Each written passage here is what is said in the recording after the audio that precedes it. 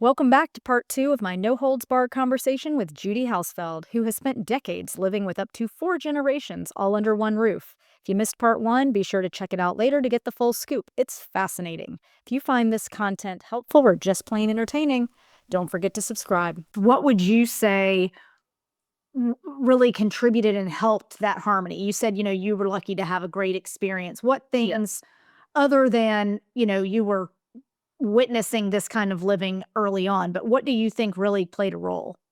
I think, especially with the age difference of children and our lifestyles, when we were working, I was working part-time up to a certain point, and my husband was working full-time. So he didn't necessarily, it wasn't like the days when I grew up and dad would walk in the door at 5 and, we had dinner at 6, but that's what my parents were used to. And so, we never try, and everybody said, "Well, you must eat food dinner together all the time." And I said, "Oh, no, we don't." And that wouldn't have worked because my mom still liked to cook and do things. And the girls, who knows if they were coming from dance or cheerleading practice. And at the time, they were at a private school 20 miles away. So I might be rolling in with them with Subway in hand at 8 o'clock at night. And had we said, "Oh, no, everybody has to be at the table." That just isn't conducive to the lifestyle that people live now. Right. With and then as things with social media have increased and people can do stuff on the road, it's even more so. So unless it was a holiday, or if I was sick, or one of my parents were sick, my mom would make extra stuff and bring stuff over and just leave a plate on the counter with a little note that said, "Love you." Um, but they took care of all of their own needs, up until really when they moved to the senior living, and now only because she can't drive. Well, and then we did have to do that during COVID, I guess, because they couldn't drive, or, Sure. they give so she now gives me a little shopping list, and I drop it off or give it to her when she comes over here. So I would say, um there's no way, and then you add the next layer of grandkids, right? So that adds another whole layer of chaos and bedtime and, the bewitching hour. So meals apart is critical. It's Okay. not that you could operate without one kitchen, but it would make it difficult because my mom was very set in her ways of how she would do stuff, and I was kind of like fly by the seat of my pants because, the kids were younger, and then when the grandkids come in. So that was one thing. The other thing is that my dad felt strongly, even though he had never owned a home, he had some savings, but not like we all do now, where people set aside of money in, like, 401(k) plans and all that. So, um, they were able to pay us. He was very, intentional about wanting to pay his share of what, like, the utilities were, Sure. and you can never calculate it, obviously. But so I just kind of did it the like a low income, rental setup of how Sure. much you pay. So he would just give me X amount of dollars, and he'd say, "Now, am I spending too much on my cell phone bill, or can I order this movie online?" Stuff like. And I'd say, "Yes, it's all inclusive, Dad, whatever." Oh, and that, that brings up a good point because the finances are something that can be really big stumbling blocks for folks. It can Mhm. be a motivator where, combining resources helps. In your case, you're fortunate that you were able to cover some of that. That's You're right. not splitting. So I think that's a good point to make because everyone's financial situation looks a little different. So I Mhm. think mapping out and giving thought to those resources from day one Mhm. and who will pay for what and how are we going to pay for different things, getting clear on that rather than putting that conversation off because sometimes that can be awkward. Yes, and when you're building and looking at land and developing, or if you're remodeling to make it set, Yep. if you're building, especially in your case, if you were to build a separate structure, then you can kind of estimate, how much money building materials and costs would be. But if you had somebody that was real headstrong, and my parents were not, but if they said, "I want a pool in my backyard," or "I want the landscaping just like this," they were happy with whatever we did, and we made it look all conducive. But um, many times when you're building or adding on, you're connecting to the same water lines, electrical lines, fiber optics, whatever. So you don't, at the first home, because of the separation, they did have their own direct TV bill for they had their own satellite dish, and we had our, that tells you how old it was, right? Yep, yep. Satellite dishes. And then, there was 2 different electric bills, so that was separate. Everything else was all connected. In the second home, we were building it as one larger home and Right, much smaller square feet, but you couldn't separate and say, okay, well, I mean, I guess if you really wanted to be picky, if I had somebody or like a husband that said, they better pay their fair share, I'd be looking at the electrical bill trying to figure out the usage sure. based on square feet. And if you're going into it, that it'll never work in that setup. You're Right. better off having someone say, "I'll give you a flat $1,200 a month, and is that enough, or do I need to increase it?" Kind of what they would have had to pay for a two-bedroom, two-bath apartment, only they're getting the benefit of, and you are too, because 'cause they're there to help with the kids, or, one kid's sick, "Can you take this one to school?" And they'd hop them in their car and off they go, and if I was busy with one of them, they'd pick them up from, whatever practice they were at. So you have to value that help and time.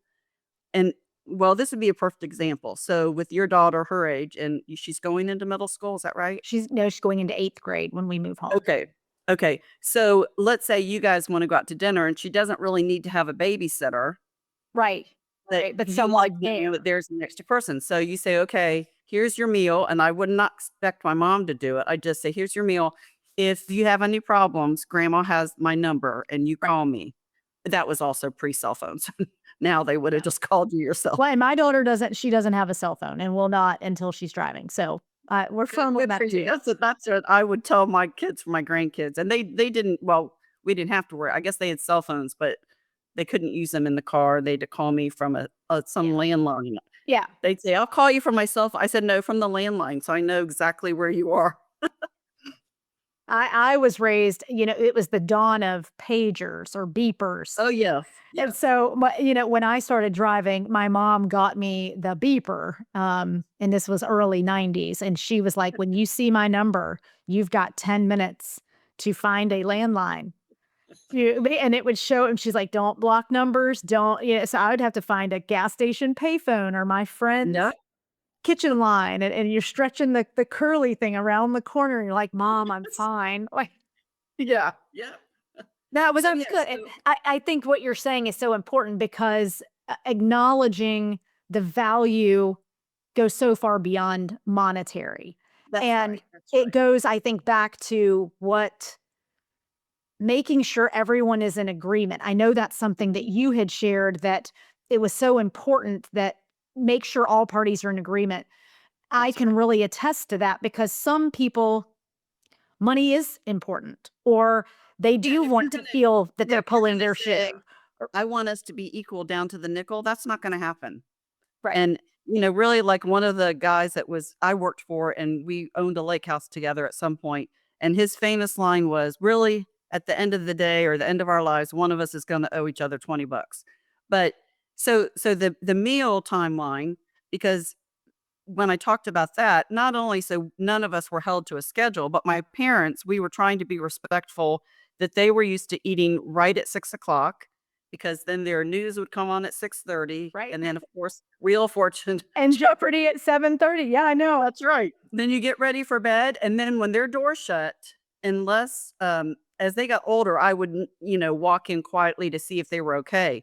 But if our doors were shut, that was also a great signal that this is our It's all this is our yeah, that's our time. And if it's not an emergency, do your own thing. And that worked fine. The very last 6 months that my dad lived there, it was he talked about a humorous story, is that Don had moved out and I'm just hanging out in the family room, and who knows, my mom was probably taking her shower, and I'd hear this little shuffling of feet, and he wouldn't say anything, and next thing I know, I would sense someone behind me, and there's my dad with a big smile with his pajamas on, and he's like, "Do you have any vanilla ice cream?"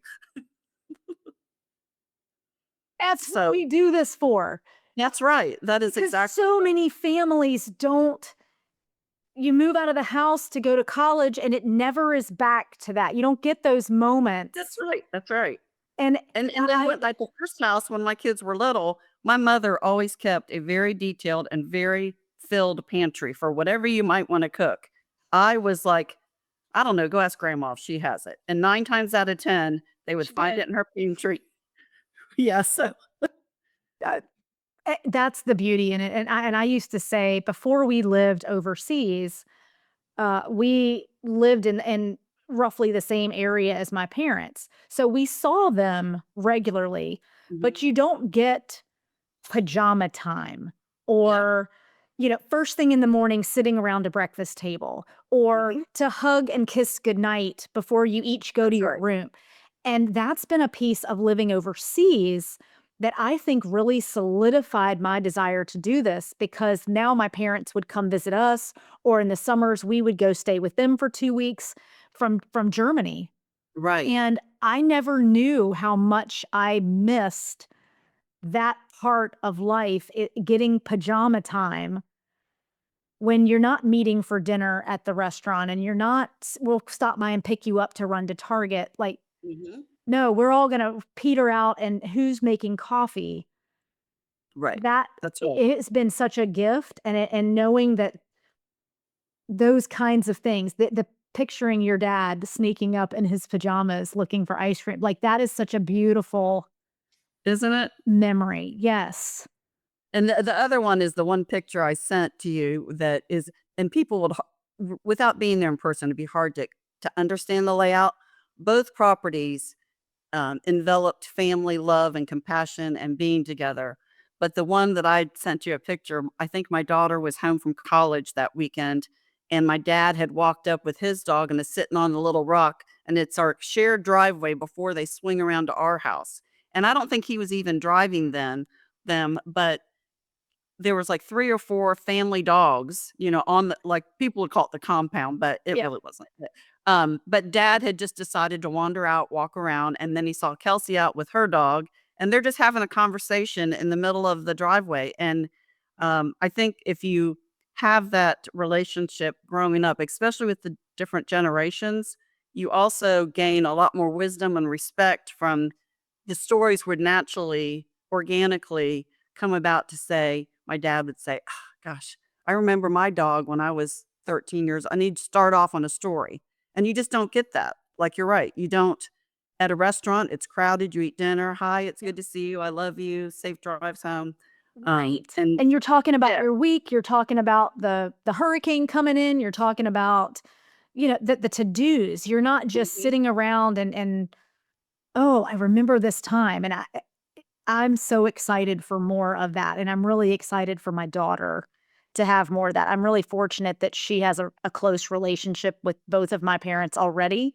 As the Mhm. only grandchild, I'm the only child, she's the only grandchild. Okay. Right. But this will deepen it in a way that I've already seen glimpses of when they come visit and we go visit for weeks at a time, and I'm excited for that to continue. Because 'cause you're right, there's so much more there that stories just they Yeah, end you with just people. sit down and say, "Let's play cards," and then you're playing cards and you're talking and different topics come up, and I'll tell you another huge benefit, um, and I was a little concerned when we first built the first house, we moved out of a subdivision, and it was, all the homes were 5 over 4 at the door and your neighbor's right next door to you, um and so I wondered if it would be hard, and the girls even expressed it, like, "I can't believe you're taking us away from our friends." But we quickly said, "Anytime that you wanna pick them up," and I say this because most of these building opportunities, you may not be in a subdivision, it may be a little distance from their school or friends, and we made sure that we would take them wherever they wanted to go or bring their friends back, and as a result of that, um, some of their best friends I mean, my my parents are called grandma and grandpa by all of their friends, and then their kids' friends, and Trina and Kirk are a perfect example. And so when you have that kind of setup, not only did the other kids benefit, regardless of their relationship with their grandparents, but many of them didn't get to see their grandparents. So they Great became point. Yeah. the close grandparents. And so when they came over, they'd like, "Can I go over to grandma's house?" And this is a neighbor from the old neighborhood. And run across and knock on the door, and they'd sit and tell my mom about stuff. And so now these kids are in their 30s, some have their kids, and they can't wait to come and see, grandma and grandpa. The other benefit is when you build a home like that, and we were fortunate enough, and same with this house of mine, I had, the normal guest bedrooms and a bath, so people might have to share. But the other thing that happens quite often, and it's not necessarily in your case siblings because you're an only child, but if you have a good friend that your family knows and they come into town and they stay with you, now you have like a little resort community. So when Right. it was my dad's 90th birthday, or it was I don't know. I have a niece that lives out in Seattle, Washington. So when they come, everybody stays with me and they know that they either have a couch or a bed. They don't care, but they could wake up in the morning, get coffee at my house, walk over and tap on the door and say, "Grandma, Grandpa, are you awake?" And they'd sit down. Or my kids' friends would say, "You're out of milk, Miss Judy?" And I said, "Well, go see if grandma has some." And they would run over there and say, "Grandma, can I get some milk?" "Sure, honey." So you get that other layered benefit. The village mentality, and it does Exactly take a right. village. It's Mhm, what a wonderful point. mhm. I And I could and say grandpa needs like, my dad would pull in when he was driving, and they'd have groceries, and he would say, I can do it." yeah, If the someone kids go were out around, and yep. "Go get grandpa, he just came in, get the groceries in. Do they need any help?" "No, they're good, they're all settled." So it's truly the village And mentality, you and think about it so much from like a caretake, if someone is sick or if someone is, a toddler. But what we're talking about here are fully capable, functioning adults that are truly just choosing to help mhm, each other. Like, yes, I'm sure he could have carried his groceries just fine, but the right, beauty is that your kids got to run out and help carry and get him settled. right, And you didn't need, him to come and do whatever, but he could and he did. yes. I And think and it's also, as you start those conversations, if you find the land, to build, or a house to renovate or whatever, you have to have the other tough conversation of, if, we're intending to do this so you can age in place, basically. And our intention was hopefully to never have them have to ever leave that house. sure. But my father made the choice that he would rather be someplace where he didn't have some, like, they could still close the door and it's just their apartment. If somebody's coming in as a caretaker, then you always have this random person who many times becomes close to the family, but sometimes not. And then you have to worry about safety, and all those things. And so as you make those decisions and you decide, like I said, this second house was so different than the first. We were attached, yes, but we made sure we had a extra when we were building the walls. We had a sound barrier wall put in, but I mean that's all my ex-husband. So if they had their We have TV that in our new place too. yeah, My if it's husband is really loud, then the other oh, there you go. Um, and we weren't gonna disturb them if we had a party that went late into the night. When they shut their yeah. door, they weren't hearing this boom, boom, you know? And so you have to say, "I wanna do this, mom and dad," or mom or dad or whoever it is, and then say, "Now, we need to look ahead into the future because none of us have tomorrow, granted, right? So or our health. So you have to be able to say, what if something happens to me or something happens to you? Let's go ahead and put these things in place. So if you ended up in a wheelchair." So we thought logically about that. They only had one like 4-inch step that even when they had a walker, they could get into their home. So you can't build a house like that and expect to be together and then have a set of steps that, without having to rework everything if something tragic happened. You try to think ahead. Um, we were fortunate in both houses. We had a space to put an elevator, but we never had to. So it was designed, with concrete in the base if we had to. Um, and so the people that bought my house, they were actually adding the elevator and they were thrilled to know that it was already pre-planned. And it was just an area, it was easy to do if you're building and you have that forethought, like we may need this in the future, Mhm. whether it's something happening to me or my husband or mom and dad. Well, and I So, think more and more builders are thinking, multi-generational living is becoming more and more popular by the day. yes, it is. And Mhm. builders are having the foresight to put in some of these things in place, like, they're giving it thought too, That's in right. a way that they never did before, and I think Mhm. that's so encouraging because not everyone will be able to find the ideal piece of land to build the houses of their dreams, but the Right. fact that more and more people are thinking this through when they're building, like you said, back in the day, there were no mother-in-law suites, there were no guest cottages, and that is That's right. pretty commonplace now, and things are evolving in a way that I think as Americans move more toward redefining freedom. Mhm. It used to be freedom was you graduate high school and you're out the door, and now freedom is different than that. It's how can I live the lifestyle that I want without compromising in these other areas? So I think That's that's right. a really great thing. Well, Yeah. gee, I'm going to ask you one last Yes. question. Mhm. If someone that's watching this is considering embarking on this journey or is brand new starting out to multi-generational living, what would be the one takeaway or piece of advice or words that you would want to leave them with or take away from your experience?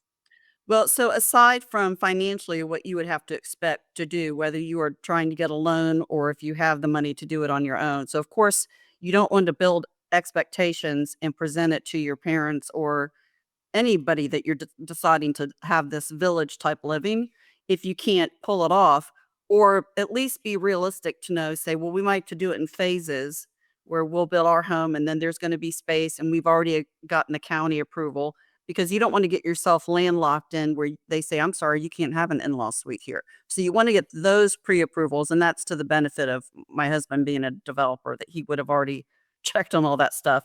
And then the other thing is to have a very candid and honest sit down conversation and just say, do you, is there anything that what is important to you? Do you want to have your complete privacy? Are you expecting to have like the dinners together? Yes, I think on a personal level, you expect how emotionally you want it to happen and what you are expectations of each other and limitations. You have to think about Yep. limitations as well. Um, and then, of course, the financial part is obvious for all of us. You can't come up with this big idea and say, I'm going to do this, and then not have thought it through and say, okay, well, do we need to pool our funds together? Because in the generation past my parents' age, they were born in the early 30s and 28. So Yep. if they, nowadays, people are working in different jobs and have different savings set up. So they may have a nest egg. And so rather than save that for a retirement center, which is, they get to be very expensive, whether or not you have extended health care insurance, just living in one of these units that has the dining and all can, easily exceed 6,000 a month. Easily. So you say to yourself, okay, well, instead of us building our own home, the parents, this would be for, and let's say just for numbers reasons, we're gonna find a piece of land and we're gonna spend 150,000 for this, you know, Yep. 2,000 square foot home or whatever. Then are you open to adding it with our funds where we might do something more conducive that has, depending on the age that you're mixing everybody together, to have a setup where, because it's obviously cheaper to build one home than two Sure. separate ones, Right. Right. and easier for permitting and all that. So that's probably a long-winded answer to your question, but No, but I think these are wonderful things to be thinking about and encouraging folks because both of those can be really challenging conversations, and they can yes, they be can. ones that people who maybe are not the best communicators will put off sometimes until you're kinda down a creek because That's right. everybody can dream up great ideas, but determining feasibility, the realistic aspects of that is so important, and I've talked some about there's with the dawn of AI, the way it is today, you can even use AI to say, "Hey, I'm looking to build in this city. This is my thought. Give me the regulations. Give me the information I need to what are the average utilities for this Right. zip Mhm, code?" And it can really help families have conversations without it feeling so heavy. mhm. That's You can right. use AI to help you at least come up with a loose bullet list to sit down and Mhm. talk and look at your finances and what is realistic. So, Yeah, and then the other thing I would say is that, obviously, this would not work, this kind of relationship and setup, if you are not comfortable with hanging out a lot. Because let's say if your parents, when you move back and you guys are entertaining this idea, even before you find the land, let's look for some properties that, like an open house or a subdivision that has 55 and up. Walk through the floor plan. Can you imagine yourself living here? Then maybe go see a house that, you still want to make it realistic so you're not wasting people's time, but that you go in and say, here's one with an in-law suite. 'Cause some of them, the in-law suites are very basic. They have a bedroom and bath, maybe a kitchen, but not a oven.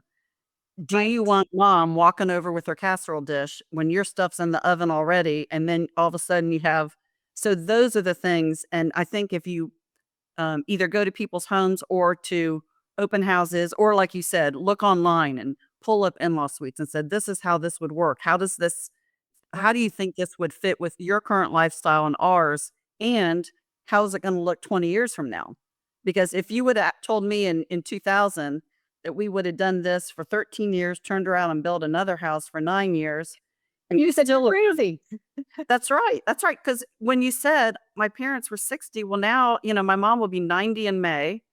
So we had been doing this for almost 30 years in 2 different Oh, locations. incredible. And one last thing that I will tell you also is that if you're fortunate enough to make this happen and do it, it will also, you, Erin, as you get older and are in my steps now, as you need to help your parents more, to have them for all those years, um, call me or walk over and say, my TV won't work. Right. I don't know what's wrong with it. Where I normally would have had to get in the car, drive to wherever they were, come and help them, because you don't want them to be stranded. And or also, my air conditioning isn't working or anything like that. Is that, and then of course, like as my dad started getting older and couldn't handle his medicines, I would do it. So I would deliver them to their kitchen table, all labeled with the dates and everything and times to take it, because I didn't want it to fall on my mom. If I didn't live in close proximity, that would have been a much more, 'cause anything I get up, I have to get up, walk over there, or get in the car, drive over. What's wrong? What do you need? Then I'll go to the store. And you're spending hours of your day where instead of just loving on them and hanging out with them talking, Yeah. you're running around with your head cut off. So that's another huge benefit. Um, Yeah, the that convenience and the efficiency for sure. yeah. And so when you're looking at the can we do this? If you already can get along together, like on vacations, if it's a family that you're ready to kill each other at the end of 7 days, I'd Right. say probably isn't for you. But if you Exactly. have that time, then yes, really think about it, because you can pool your resources, um, and your kids and grandkids. And, my mom on Sunday when we have Easter, it'll be my 2 girls, their husbands, my ex-husband, and then we have 4 little babies running around. And they know where everything is. And because they stayed here enough, even at this house, Yeah. and go, I don't know, check grandma. Check her pantry and see if she has, well, her pantry's mine, but it's like for a bathroom. Are we out of shampoo? I don't know. I think it's over at grandma's. Go check. And they'll just run over to their room. So It's it's a lot of so things I good. couldn't even begin to list all the benefits. Do you think, and this is more on a personal for me, do you think that it makes it harder at the end from having had all of this time together? Do you think, I don't know how to exactly even word that, but when the time came at the end, would it have been easier had you not been as close for these last That's a great question, and I can tell you my husband had brought up that conversation to me when we built the first house and the second, and especially with the second, because we are connected. And he's like, and he knows I'm very emotional. I wear my heart on a sleeve, and he's like, Well, that's I'm gonna get choked up just talking about it, so good, I'm glad it's not just me. "No, no, no." So he would say, um, and he was also big into logistics, and so he would think ahead of stuff like that. Now, if your dad or mom, one of them dies in that house, are you gonna be able to never walk in there again? Is it gonna ruin this whole setup? And, our dynamics changed, but there were times where, at the second house, I think there were one time in particular where an ambulance had to come, and you think, "Are they gonna come back?" and he did, thankfully, and was fine. Um, but I'll tell you, when he asked me that, I said, "No," and I'm sure at that age, I was probably your age, and I'm like, "Oh, yeah, I'll be fine." But realistically, you do have to think about that. So, um, as it got closer to when they got to be in their 80s and I was needing to help them a little bit more, I think what I would have done in that case, I would have I had it decorated completely different from my house. It was their home, and so it looked like, you couldn't walk through the home and say, "Oh, it's like Southern living." Right. It was grandma and grandpa's home with all of their stuff that they loved and Yep. cherished. Is it my style? Absolutely not. But I would have closed the door, given some time, and then I would have to have someone come in and help me get rid of all the stuff, because all of us, we save stuff for our kids, and by the time Yep. they're like, "I don't want that." Um, and then I would have had to just do a fresh coat of paint, new carpet, and turn it into, it would have become a guest suite. And that's in fact what did happen when I was listing the house for sale. We refreshed some things, and then when my sister and her husband would come in town, they stayed in that suite. And so the same thing will happen in this house. I'm looking over at her bedroom, and mine's behind me. Um, when we first moved in, she was here almost every weekend. And then just wanting to help me, and then my brother it was just a lot of things. So we needed to be together to help each other emotionally, support. And then she had a little bit of health scare last fall, but she is fine now. But I realized that I needed to let her have more time at her place. This is when she became at the senior living. Right. And she's still close, but like I said today, I'll pick her up. I'll take her home either Easter after dinner or Monday morning. Um, because at some point, the bedroom that really is a guest junior suite is everybody calls it grandma's bedroom. Right. So I'll have a little bit of that here, but I think overall, to your question, is that I will look back and I can say it confidently with my dad in heaven now, is that I don't have any regrets. I I look back and think about him coming over looking for ice cream or playing cards, or you know the kids come over and they're like, "We'll come and watch the show with you," and we're watching Polar Express at Christmas time. Those are what you store all of your comfort in, is because you'll have memories that will never be able to be taken away, and it's not spent on the road riding to their house or vice versa.